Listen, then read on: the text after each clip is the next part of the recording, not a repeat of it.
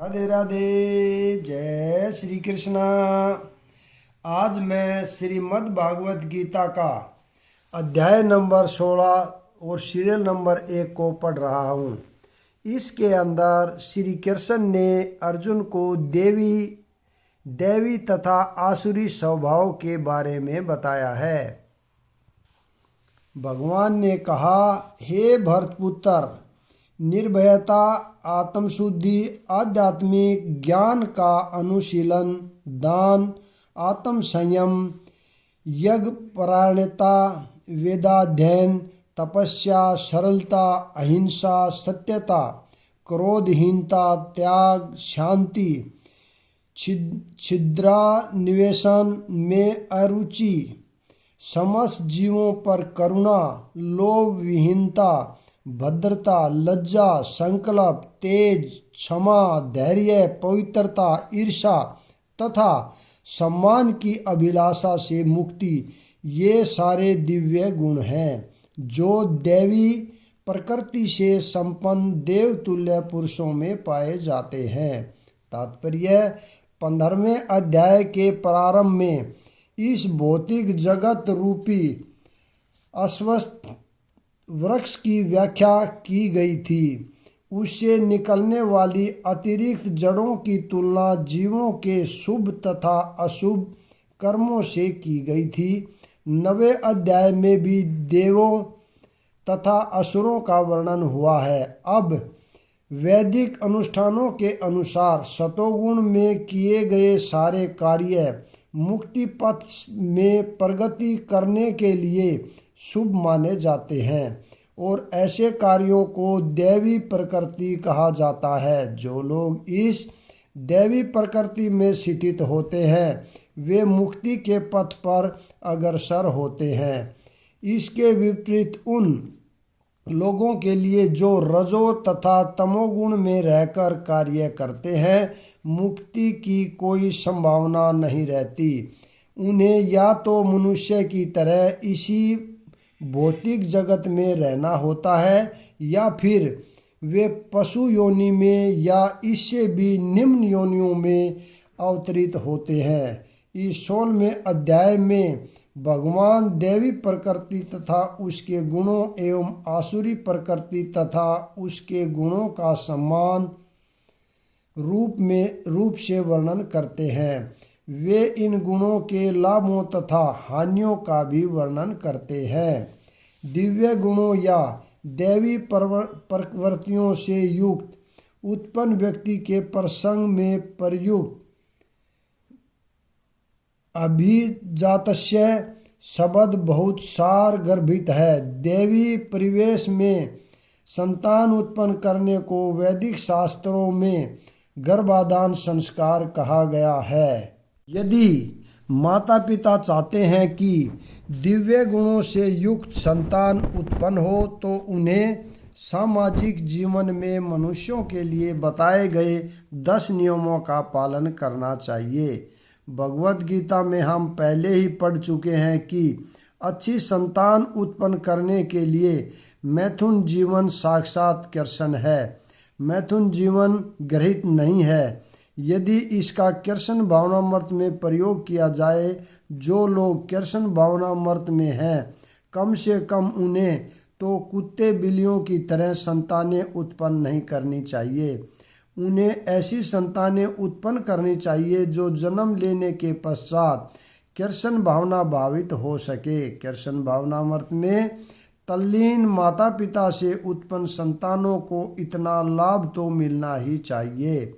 वर्णाश्रम धर्म नामक सामाजिक संस्था जो समाज को सामाजिक जीवन के 4 विभागों एवं काम धंधों अथवा वर्णों के 4 विभागों में विभाजित करती है, मानव समाज को जन्म के अनुसार विभाजित करने के उद्देश्य से नहीं है। ऐसा विभाजन शैक्षणिक योग्यताओं के आधार पर किया जाता है। ये विभाजन समाज में शांति तथा संपन्नता बनाए रखने के लिए है।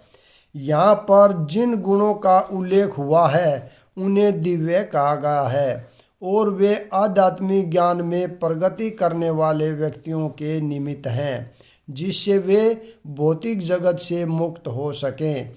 वर्णाश्रम संस्था में सन्यासी को समस्त सामाजिक वर्णों तथा आश्रमों में प्रधान या गुरु माना जाता है। ब्राह्मण को समाज के 3 वर्णों क्षत्रियों, वैश्यों तथा शूद्रों का गुरु माना जाता है, लेकिन सन्यासी इन संस्था के शीर्ष पर होता है और ब्राह्मणों का भी गुरु माना जाता है। सन्यासी की पहली योग्यता निर्भयता होनी चाहिए, चूँकि सन्यासी को किसी सहायक के बिना एकांकी रहना होता है। अतएव भगवान की कृपा ही उसका एकमात्र आश्रय होता है। जो यह सोचता है कि सारे संबंध तोड़ लेने के बाद मेरी रक्षा कौन करेगा, तो उसे संन्यास आश्रम स्वीकार नहीं करना चाहिए। उसे यह पूर्ण विश्वास होना चाहिए कि कृष्ण या अंतर्यामी स्वरूप परमात्मा सदैव अंतर में रहते हैं। वे सब कुछ देखते रहते हैं और जानते हैं कि कोई क्या करना चाहता है।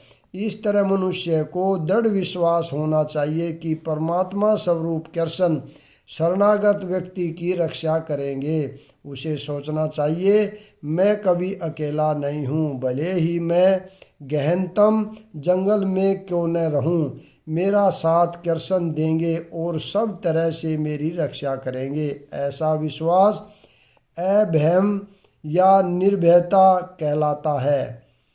संन्यास आश्रम में व्यक्ति की ऐसी मनोदशा आवश्यक है, तब उसे अपने अस्तित्व को शुद्ध करना होता है। संन्यास आश्रम में पालन किए जाने के लिए अनेक विधि विधान हैं।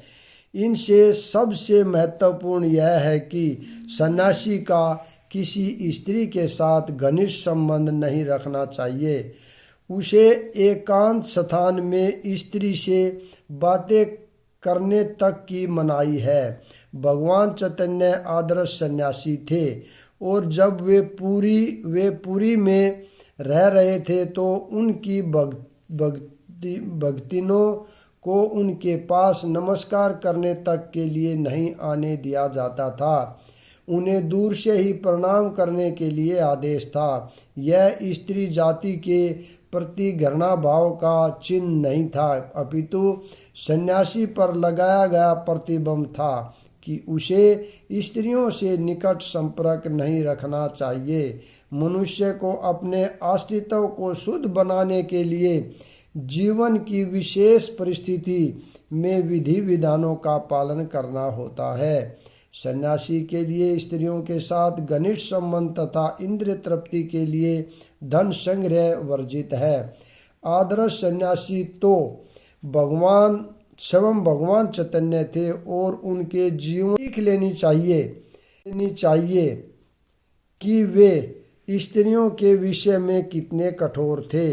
यद्यपि वे भगवान के सबसे वदान्य अवतार माने जाते हैं, क्योंकि वे अधम से अधम बद जीवों को स्वीकार करते थे, लेकिन जहाँ तक स्त्रियों की संगति का प्रश्न था, वे संन्यास आश्रम के विधि विधानों का कठोरता के साथ पालन करते थे। उनका एक निजी पार्षद छोटा हरिदास अन्य पार्षदों के सहित उनके स्थान निरंतर रहा, लेकिन किसी कारणवश उसने एक तरुणी को कामुक दृष्टि से देखा। भगवान चैतन्य इतने कठोर थे कि उन्होंने उसे अपने पार्षदों की संगति से तुरंत बाहर निकाल दिया। भगवान चैतन्य ने कहा, जो सन्यासी या कोई व्यक्ति प्रकृति के चंगुल से छूटने का इच्छुक है और अपने को आध्यात्मिक प्रकृति तक ऊपर उठाना चाहता है तथा भगवान के पास वापस जाना चाहता है, वह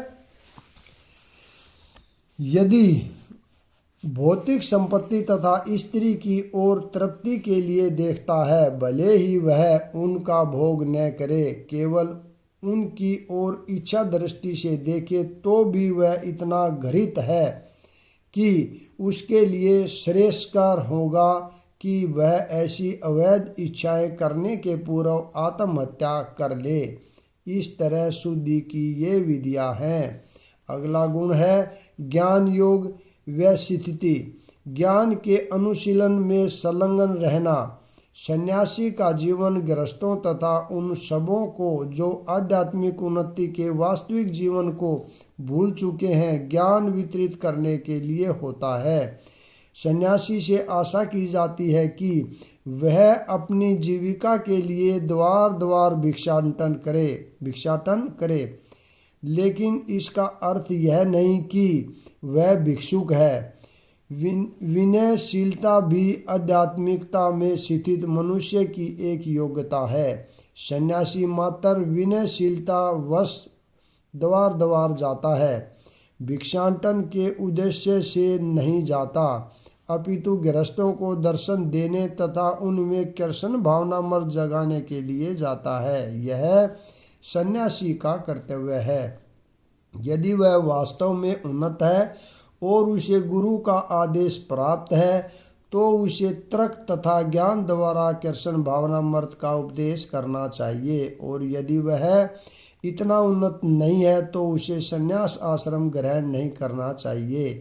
लेकिन यदि किसी ने पर्याप्त ज्ञान के बिना ही संन्यास आश्रम स्वीकार कर लिया है तो उसे ज्ञान अनुशीलन के लिए प्रामाणिक गुरु से श्रवण में रत होना चाहिए। सन्यासी को निर्भीक होना चाहिए, उसे सत्वंश शुद्धि तथा ज्ञान योग में स्थित होना चाहिए। अगला गुण दान है। दान गृहस्थों के लिए है। गृहस्थों को चाहिए कि वे निष्कपटता से जीवन यापन करना सीखे और कमाई का 50% विश्व भर में कृष्ण भावनामृत के प्रचार में खर्च करे। इस प्रकार से गृहस्थ को चाहिए कि ऐसे कार्य में लगे संस्थान समितियों को दान दे। दान योग्य पात्र को दिया जाना चाहिए, जैसा आगे वर्णन किया जाएगा। दान भी कई तरह का होता है, यथा सतोगुण रजोगुण तथा तमोगुण में दिया गया दान। सतोगुण में दिए जाने वाले दान की स्तुति शास्त्रों ने की है, लेकिन रजो तथा तमोगुण में दिए गए दान की संस्तुति नहीं है, क्योंकि यह धन का अव्यय मात्र है। संसार भर में कृष्ण भावनामृत के प्रसार हेतु ही दान दिया जाना चाहिए। ऐसा दान सतोगुणी होता है। जहाँ तक 10 का प्रश्न है, जहाँ तक दम का प्रश्न है, यह धार्मिक समाज के अन्य आश्रमों के लिए ही नहीं है, अपितु गृहस्थ के लिए विशेष रूप से है। यद्यपि उसके पत्नी होती है, लेकिन उसे चाहिए कि व्यर्थ ही अपनी स्त्रियों को विषय भोग की ओर न मोड़े। गृहस्थों पर भी मैथुन जीवन के लिए है और इसका उपयोग केवल संतान उत्पत्ति के लिए ही किया जाना चाहिए। यदि वह संतान नहीं चाहता है तो उसे अपनी पत्नी के साथ विषय भोग में लिप्त नहीं होना चाहिए। आधुनिक समाज मैथुन जीवन का भोग करने के लिए निरोध विधियों का या अन्य घृणित विधियों का उपयोग करता है, जिससे संतान का उत्तरदायित्व न उठाना पड़े। यह दिव्य गुण नहीं है, अपितु आसुरी गुण है। यदि कोई व्यक्ति चाहे वह गृहस्थ ही क्यों न हो, आध्यात्मिक जीवन में प्रगति करना चाहता है तो उसे अपने मैथुन जीवन पर संयम रखना होगा और उसे ऐसी संतान नहीं उत्पन्न करनी चाहिए जो कृष्ण की सेवा में काम न आए। यदि वह ऐसी संतान उत्पन्न करता है जो कृष्ण भावना भावित हो सके तो वह सैकड़ों संतानें उत्पन्न कर सकता है, लेकिन ऐसी क्षमता के बिना किसी को इंद्रिय सुख के लिए काम भोग में लिप्त नहीं होना चाहिए। यहाँ पर मैं विराम देता हूँ। अगला भाग कल पढ़ेंगे। राधे राधे। जय श्री कृष्णा।